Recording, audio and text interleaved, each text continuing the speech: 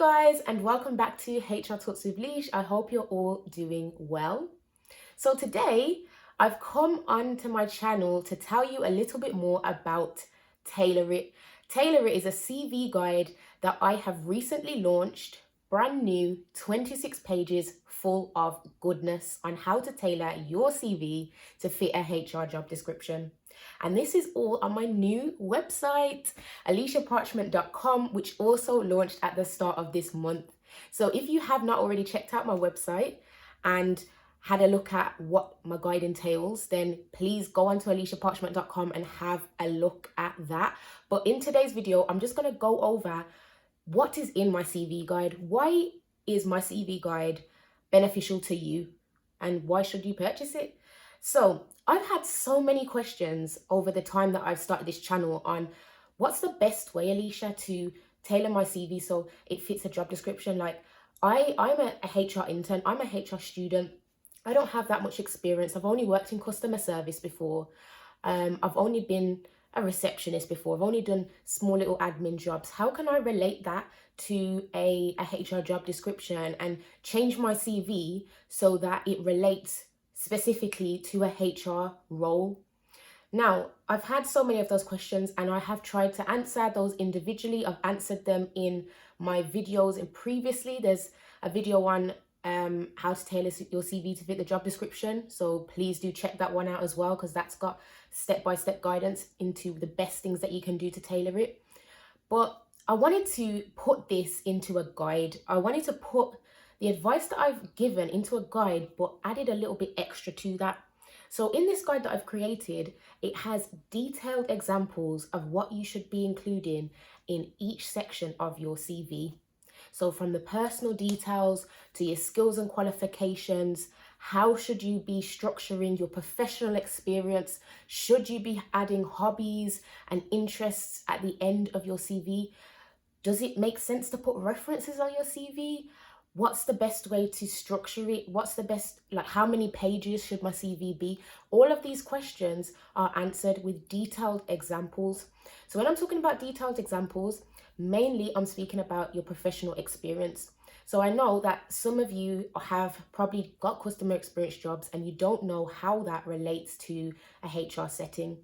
What I've done is I've listed out so many different responsibilities of a HR administrator / assistant or generalist, and I have added examples of how you can tailor your current customer service experience to that of a HR role. Now, I've tried to do this so that you can see how transferable your skills are, because it doesn't matter what industry you're in. It doesn't matter if you don't have experience in HR, you've never had a HR job before. I've created this guide to help you to see that any experience that you have can be suited to a HR role. Now, this is based on my personal experience as well, because when I got into the HR industry, I had no experience whatsoever. I only had customer service experience. And I was thinking, how am I going to get a HR job if I've only got customer service experience? I had that mindset. But once I did some research and looked into the similarities of a customer service role and how it relates so much to a HR role, you just need to look at those skills that you've gathered and see how it can relate to different situations based on your research. Then that really changes things. And especially having that belief as well, that desire that you can get that role, you can get that job. But it's about tweaking your experience to match that of the HR role. So my guide specifies detailed examples. From my videos, you will get advice and guidance on what you should be included and how you should do it. But in my guide, as I've mentioned, the examples are really detailed and you can really refer to those and try and see how it relates to your specific situation. I've also added a CV template as well into this guide. So the template shows you how to structure your CV in a concise way, but making sure that there is examples of how to best structure your CV as well, so that you know, this is how I should be structuring it. This is how many examples and bullet points I should be adding in this section. This is how I should lay out the skills section. All of those examples are in the CV template. And I've also added some action verbs as well, because when we're describing our experience, I don't know about you, but sometimes in the past, I used to just repeat words because I didn't have enough words within my mind anyway of what I should be using to describe my experience. So this is why I've added 50 plus action verbs to help you describe your experience within this guide. Now, I honestly feel like me adding all of this information into one guide, 26 pages, with references to the videos which relate to each section to help you understand a little bit more how to apply these settings if you haven't looked at those videos already.